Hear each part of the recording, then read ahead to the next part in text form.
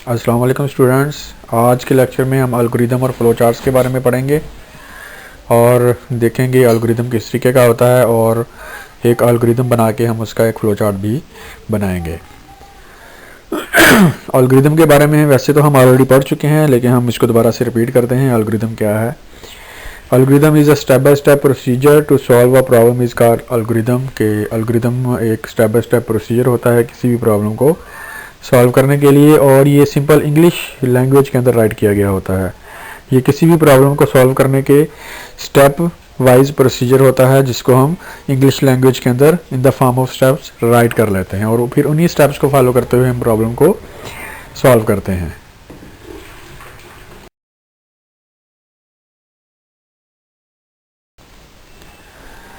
ये एक एग्जांपल है एल्गोरिदम की, जिसमें एक प्रॉब्लम है दो नंबर्स को सॉल्व करने के लिए। दो नंबर्स को हमने सम करना है, तो दो नंबर्स को सम करने के लिए एक एल्गोरिदम बनाया है। तो हमने स्टार्ट लिया नंबर 1 पे, नंबर 2 पे हमने इनपुट फर्स्ट वैल्यू की पहली वैल्यू इनपुट करवाई। उसके बाद तीसरे स्टेप पे इनपुट सेकंड वैल्यू, हमने सेकंड वैल्यू इनपुट करवाई, क्योंकि दो नंबर्स को सम करने के लिए सबसे पहले हमें दो नंबर चाहिए, तो वो दो नंबर्स हमने input first value and input second value ले लिए। उसके बाद हमने फार्मूला राइट किया दो नंबर्स को ऐड करने के लिए, जिस तरीके से c is equal to a plus B. तो ये दो नंबर्स को ऐड करने का फार्मूला लगा दिया। अब एक वैल्यू अगर a में पड़ी है, दूसरी वैल्यू b में है, तो इन दोनों का आंसर जो होगा वो c में ऑटोमेटिकली ट्रांसफ़र हो जाएगा। उसके बाद display c because the some is in c। उसके बाद c को डिस्प्ले करेंगे, क्योंकि जो सम है दो वैल्यूज़ का a और b का जो सम है वो c में पड़ा हुआ है, तो इसलिए डिस्प्ले में हम c को रखेंगे ताकि आंसर जो है डिस्प्ले हो सके। तो ये दो नंबर्स को सम करके उसका आंसर डिस्प्ले करवाने का एक एल्गोरिदम है।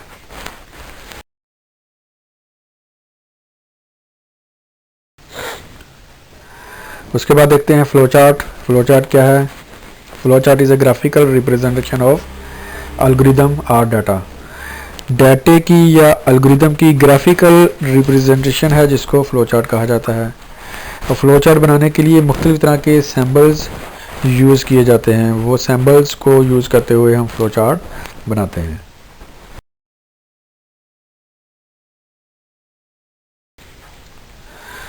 फ्लो चार्ट बनाने के लिए जो सैम्बल्स यूज़ होते हैं, उन सैम्बल्स को यहाँ पे डिस्क्राइब किया गया है। सबसे पहले देखें स्टार्ट एंड सैम्बल। अब एल्गोरिदम जहाँ से स्टार्ट होगा या जहाँ पे एंड होगा, वहाँ पे इसके सामने जो आपको एक शेप नज़र आ रही है, इसको ओवल शेप कहा जाता है। तो स्टार्ट और एंड के लिए ओवल शेप का यूज़ किया जाता है। उसके बाद दूसरे नंबर पे है इनपुट और आउटपुट। एल्गोरिदम में जहाँ पे इनपुट दी जा रही होती है या जहाँ पे आउटपुट शो करवाई जा रही होती है, वहाँ पे ये इनपुट और आउटपुट के आगे जो आपको शेप नज़र आ रही है, ये शेप यूज़ की जाती है। इस शेप को पैरेललोग्राम कहा जाता है। तीसरे नंबर पे है प्रोसेस सैम्बल। प्रोसेस सैम्बल जहाँ पे एल्गोरिदम में जहाँ पे प्रोसेस यूज़ किया जा रहा होता है, मतलब कि डाटा के ऊपर कोई ना कोई प्रोसेस किया जा रहा होता है, उस प्रोसेस को शो करने के लिए हम ये शेप यूज़ करते हैं, जो कि प्रोसेस के सामने आपको नज़र आ रही है। इस शेप को रेक्टेंगल कहा जाता है। उसके बाद है flow lines. Flow lines mean कि डाटा किस डायरेक्शन में ट्रांसफ़र हो रहा है, कहाँ से डाटा इनपुट हो रहा है, कहाँ पे प्रोसेस हो रहा है, किस तरफ ट्रांसफ़र हो रहा है। तो डाटे का फ्लो दिखाने के लिए हम फ्लो लाइंस का इस्तेमाल करते हैं। उसके बाद डिसीजन।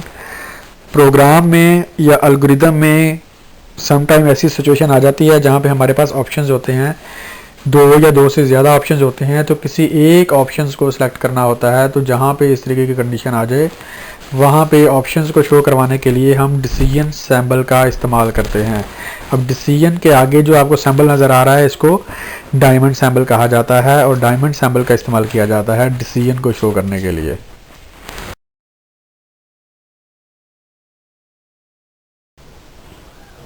जी, उसके बाद है कनेक्टर सैम्बल।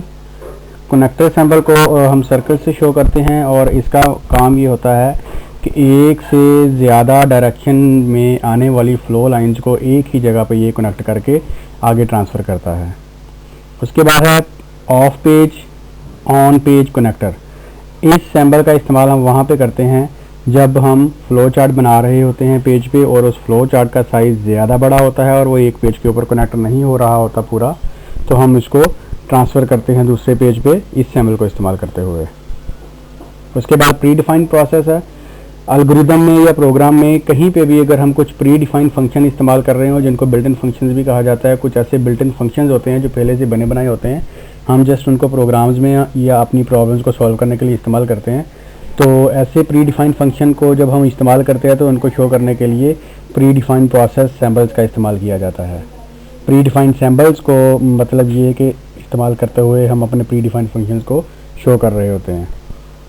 उसके बाद रिमार्क सैम्पल के प्रोग्राम में या एल्गोरिदम में किसी किस्म का रिमार्क्स या कमेंट वगैरह देने के लिए हम रिमार्क सैम्पल का इस्तेमाल करते हैं। अब ये रिमार्क सैम्पल के सामने आपको रिमार्क्स के सामने आपको एक सैम्पल नज़र आ रहा है, इसको रिमार्क सैम्पल कहा जाता था। जो भी रिमार्क्स लिखे जा रहे होते हैं वो इस सैम्पल के अंदर हम लिखते हैं।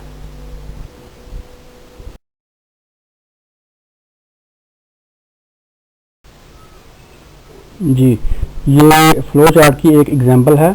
अभी पीछे जो एक प्रॉब्लम था हमारे पास, 2 नंबर्स को सॉल्व करके उसका जो है वो सम डिस्प्ले करवाना था, उसका हमने एल्गोरिदम जो बनाया था, उसी एल्गोरिदम का हमने एक फ्लो चार्ट बनाया है और ये उसकी एग्जांपल है, जिसमें देखें कि फ्लो चार्ट जो स्टार्ट हो रहा है, स्टार्ट के लिए हमने जो स्टार्ट सैम्पल अभी पीछे जितने भी सैम्पल्स पड़े हैं, तो स्टार्ट के लिए हमने स्टार्ट सैम्पल ओवल शेप का इस्तेमाल किया। उसके बाद 2 इनपुट्स ली जा रही हैं, इनपुट ए और इनपुट बी, मीन्स ये कि 2 वैल्यूज़ यहाँ पे ली जा रही हैं, तो इसके लिए हमने इनपुट सैम्पल का इस्तेमाल किया गया। उसके बाद है प्रोसेस सैम्पल का इस्तेमाल किया गया। प्रोसेस सैम्पल के अंदर जो इनपुट ली हैं ए और बी के अंदर, उसको हमने ऐड करके सी के अंदर जो है उसको ट्रांसफ़र करवाया है। तो यहाँ पे चूँकि प्रोसेस हो रहा है, तो प्रोसेस के लिए देखें हमारे पास जो है एक रेक्टेंगल शेप है जो कि प्रोसेस सैम्पल को शो करने के लिए हम इस्तेमाल करते हैं। तो यहाँ पे डिस्प्ले की गई है जिसके अंदर 2 नंबर्स को सम किया जा रहा है। तो सम करना एक प्रोसेस है, तो इसलिए हमने इसको प्रोसेस सैम्पल में लिखा। उसके बाद है डिस्प्ले सी। तो आंसर चूँकि सी में पड़ा हुआ है, ए प्लस बी का आंसर जो है वो सी में पड़ा हुआ है, तो हमने डिस्प्ले सी किया। सी इसलिए किया कि सम जो है वो सी में पड़ा हुआ है। तो डिस्प्ले सी में देखें यहाँ पे हमारे पास जो सैम्पल इस्तेमाल हो रहा है, इसको पैरेललोग्राम कहा जाता है। ये इनपुट के लिए और आउटपुट के लिए ये एक ही सैम्पल होता है। तो जो कि हम यहाँ पे आउटपुट डिस्प्ले कर रहे हैं, तो यहाँ पे हम इसको पैरेललोग्राम के अंदर शो कर रहे हैं। उसके बाद हमारा आंसर जब डिस्प्ले हो गया तो इट्स मीन हमारा प्रॉब्लम सॉल्व हो गया। हमने 2 नंबर्स को इनपुट भी किया, हमने उनको प्रोसेस किया, मतलब सम किया और उसका आंसर डिस्प्ले करवाया। डिस्प्ले करवाने के बाद अब प्रोग्राम हमारा चूँकि एंड हो रहा है, तो एंड पे देखें जो आपको सैम्पल नज़र आ रहा है वही ओवल शेप है जो स्टार्ट सैम्पल में हमने इस्तेमाल की है, कि जहाँ से हमारा एल्गोरिदम स्टार्ट हो रहा था। तो स्टार्ट के लिए और एंड के लिए हमारे पास एक ही सैम्पल है जिसको ओवल शेप कहा जाता है। तो यहाँ पे हमारा एल्गोरिदम एंड हो गया। तो मीन्स ये कि फ़्लो चार्ट हम जब बनाते हैं तो इसके अंदर जो मुख्तलिफ़ तरह के सैम्पल इस्तेमाल कर रहे होते हैं, ये सैम्पल्स अपनी टाइप की इनपुट, जिस टाइप की इनपुट है या जिस टाइप का प्रोसेस है, उसके अकॉर्डिंगली हम सैम्पल को इस्तेमाल करते हुए फ़्लो चार्ट बना रहे होते हैं। और ये फ़्लो चार्ट को ड्राइव किया जाता है एल्गोरिदम को देखते हुए ही। तो पीछे जो हमने एल्गोरिदम पढ़ा, अगर आप उसको ज़रा पीछे जाके देखें तो उसी एल्गोरिदम की ये एक एग्जांपल है जिसको हमने फ़्लो चार्ट मतलब ग्राफिकल रिप्रेजेंटेशन के अंदर हमने इसको प्रेजेंट किया है।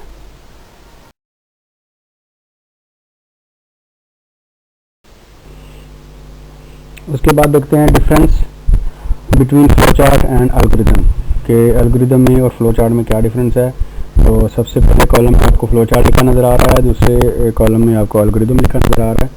तो सबसे पहले फ़्लो चार्ट देखते हैं। फ़्लो चार्ट क्या है?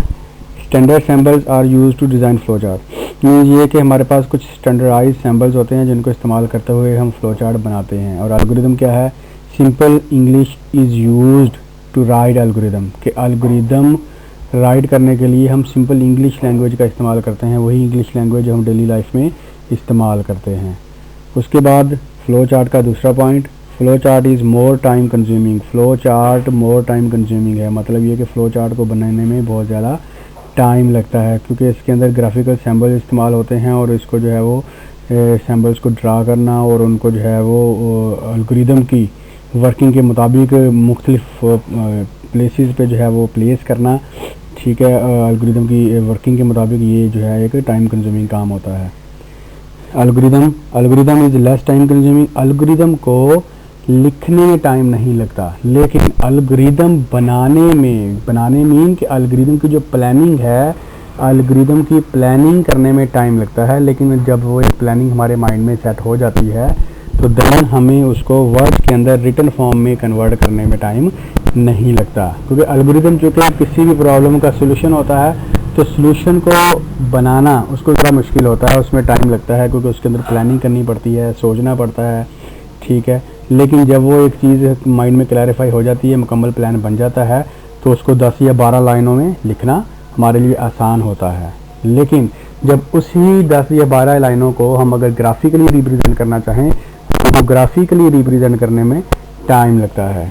तो फ्लो चार्ट की भी वही बात है कि फ्लो चार्ट टाइम कंज्यूमिंग है, क्योंकि इसके अंदर ग्राफिकल सिंबल इस्तेमाल हो रहे होते हैं। तो हमने एल्गोरिदम की वर्किंग को देखते हुए फ्लो चार्ट डिज़ाइन करना होता है और फ्लो चार्ट के सिंबल्स को प्लेसमेंट करना होता है मुख्तलिफ पोजीशंस के ऊपर, तो ये थोड़ा टाइम कंज्यूमिंग होता है। उसके बाद it is difficult to modify, flow chart को मॉडिफाई करना डिफ़िकल्ट होता है। उसकी वजह क्या है, क्योंकि ये ग्राफिकल जो रिप्रेजेंटेशन है, मुख्तलिफ सिंबल्स इस्तेमाल होते हैं, तो अगर एल्गोरिदम में किसी भी किस्म की चेंज हो जाए तो पूरे का पूरा फ्लो चार्ट, उसकी सिंबल्स की जो प्लेसमेंट है वो डिस्टर्ब होती है और उसको पूरे को रीडिज़ाइन करना पड़ जाता है, जो कि मुश्किल काम है।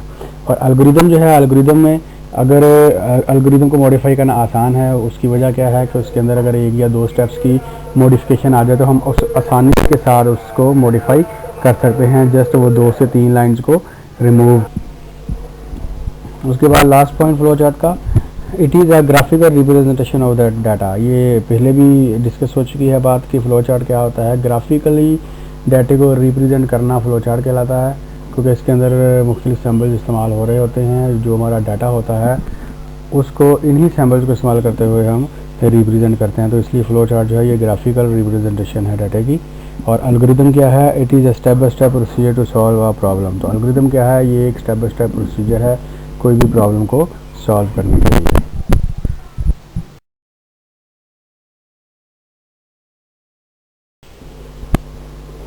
उसके बाद कुछ गाइडलाइंस हैं फॉर ड्राइंग फ्लो चार्ट, कि फ़्लो चार्ट को ड्रॉ करने के लिए हमने कौन सी जो चीज़ें हैं उनका ख्याल रखना है। तो सबसे पहले पहला पॉइंट देखते हैं, all necessary information should be listed in a logical order before drawing flow chart. कि फ़्लो चार्ट बनाने से पहले हम जितनी भी चीज़ें हैं उसको लॉजिकली ऑर्डर कर लें कि सबसे पहले कौन सी चीज़ आएगी, उसके बाद कौन सी चीज़ आएगी, उसके बाद कौन सी चीज़ को प्लेस करना है। ये सारी चीज़ें जो है वो हम सबसे पहले लॉजिकली ऑर्डर कर लें फ़्लो चार्ट बनाने के लिए। उसके बाद flow chart should be clear, neat and easy to follow. Flow chart clear होना चाहिए, ठीक है, नीट होना चाहिए और इस तरीके का होना चाहिए कि यूज़र जो फ्लो चार्ट को देखे उसको वो फ्लो चार्ट अंडरस्टैंडिंग में, रीडेबिलिटी में बहुत ज़्यादा आसान लगे। तो इस मैनर के अंदर, इस वे में हमें फ्लो चार्ट बनाना चाहिए। ये ना हो कि हम इस तरीके से फ्लो चार्ट बनाएं जिसके अंदर जो है वो एक तो सिंबल्स की हमें समझ ना आ रही हो, दूसरा इतना कम्प्लेक्स और इतना जो है वो कंजस्टेड बना दें कि यूज़र को जो उसको देख रहा है उसके लिए वो अंडरस्टैंडिंग में प्रॉब्लम हो। उसके बाद usual direction of flow chart is from top to bottom और left to right. Flow chart की जो डायरेक्शन होती है वो या तो टॉप टू डाउन होती है कि प्रोसेस जो है वो ऊपर से नीचे की तरफ शो करवाया गया होता है, या लेफ़्ट से राइट की तरफ शो करवाया गया होता है। तो इस चीज़ का ख्याल रखना है। उसके बाद only one flow line should come from process sample. एक प्रोसेस सैम्बल से सिर्फ एक ही लाइन जो होगी वो आ रही होगी। ऐसे नहीं होगा कि प्रोसेस सैम्बल है उसके अंदर से 2 लाइनें आ रही हैं, तो प्रोसेस सैम्बल से सिर्फ एक ही लाइन जो है वो आएगी।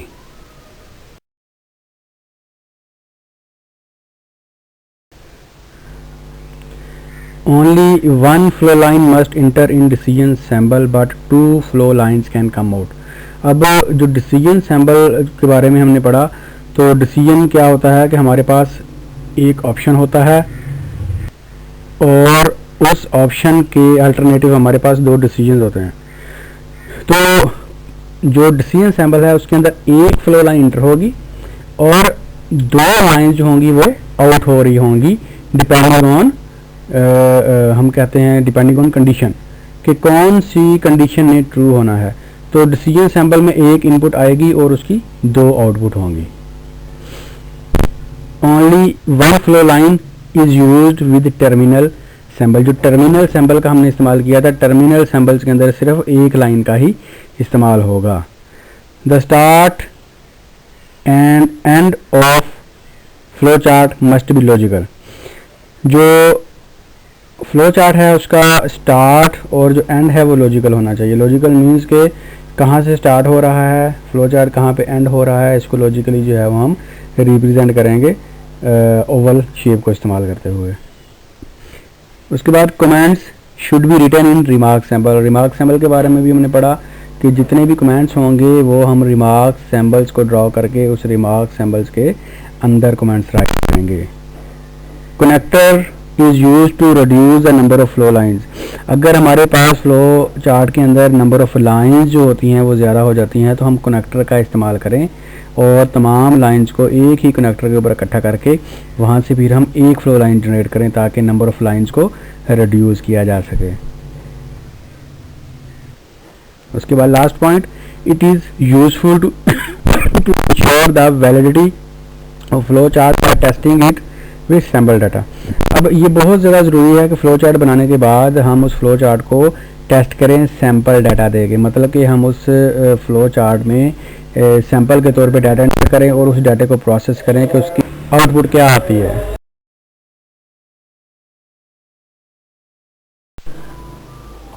उसके बाद देखते हैं एडवांटेजेस ऑफ फ़्लो चार्ट कि फ़्लो चार्ट बनाने के क्या हमें फ़ायदे होते हैं। The logic of algorithm can be describe more effectively with the help of flow chart. Flow chart की मदद से एल्गोरिथम की जो लॉजिक होती है उसको बहुत बेहतर तरीके से एक्सप्लेन किया जा सकता है ग्राफिकल फॉर्म में। उसके बाद flow chart is a part of design document that makes program maintenance easier. अब चूँकि ये डिज़ाइन डॉक्यूमेंट का पार्ट है फ़्लो चार्ट भी, तो प्रोग्राम की मेंटेनेंस के दौरान भी फ़्लो चार्ट जो है वो बहुत ज़्यादा फ़ायदेमंद साबित होता है, क्योंकि एल्गोरिथम की जो वर्किंग होती है उसको more effectively flow chart represent कर रहा होता है। तो फ़्लो चार्ट को ही देखते हुए हम प्रोग्राम का प्रीवियस बैकग्राउंड बहुत बेहतर तरीके से जान सकते हैं। Flow chart is like a guide for the developer. ये डेवलपर के लिए गाइड की तरह काम करता है। मीन्स ये कि जो डेवलपर, जो पर्सन वो सॉफ्टवेयर बना रहा होता है तो ये उसके लिए एक गाइड की तरह काम करता है, क्योंकि उसने प्रीवियसली जो एनालिसिस किए होते हैं, जो डाटा गैदर किया होता है या जो प्लानिंग की होती है, उसी की ही ग्राफिकल फॉर्म के अंदर रिप्रेजेंटेशन होती है फ़्लो चार्ट। तो फ़्लो चार्ट जो है ये बहुत ज़्यादा फ़ायदेमंद होता है। इससे जो है वो प्रोग्राम की जो लॉजिक होती है वो बहुत बेहतर तरीके से डिस्क्राइब की जा सकती है। इसके अलावा फ़्लो चार्ट डिबगिंग प्रोसेस में भी हेल्पफुल साबित होता है कि जब प्रोग्राम को हम टेस्ट करते हैं तो प्रोग्राम के अंदर एरर्स आते हैं, तो उन एरर्स को आइडेंटिफाई किया जाता है। तो आइडेंटिफाई करने के दौरान हम जब इसके बैकग्राउंड को देखते हैं कि हमारा एल्गोरिथम किस तरीके से काम कर रहा था, उसकी ग्राफिकल रिप्रेजेंटेशन को देखते हैं, तो वहाँ से हमें आइडेंटिफिकेशन के अंदर बहुत ज़्यादा आसानी होती है।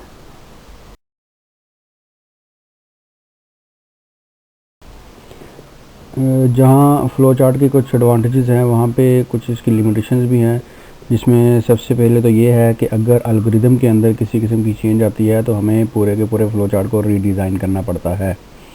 दूसरी बात, it is difficult to draw flow chart for complex and large problem. हमारी प्रॉब्लम जितनी कम्प्लेक्स होती जाएगी उस प्रॉब्लम के लिए फ़्लो चार्ट बनाना उतना ही ज़्यादा टाइम कंज्यूमिंग और कम्प्लेक्स होता जाएगा। ये दो डिसएडवांटेज हैं जिसको हम कह सकते हैं कि ये फ़्लो चार्ट के ड्रॉबैक्स हैं कि इसको ड्रॉ करना जो है वो डिफ़िकल्ट होता है, और अगर एल्गोरिथम के अंदर किसी किस्म की चेंजिंग आ जाए तो उस चेंजिंग को भी मेंटेन करने के लिए जब हम फ़्लो चार्ट को चेंज करेंगे तो उसको भी मेंटेन करना मुश्किल होता है।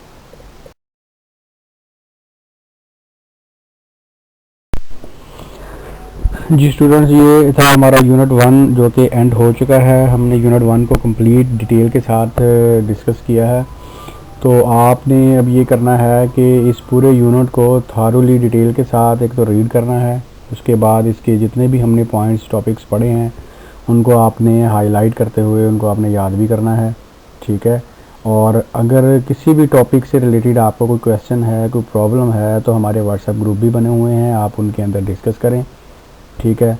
तो ये आपके पास टाइम है कि आपके पास रिकॉर्डेड फॉर्म में लेक्चर्स मौजूद हैं, इनको बार बार सुनें, अपने जो कॉन्सेप्ट्स हैं इनको जो है इसके ऊपर ग्रिप करें और किसी भी प्रॉब्लम की सूरत में एटलीस्ट जो है वो टीचर से, अपने रेलिवेंट टीचर से कांटेक्ट ज़रूर करें।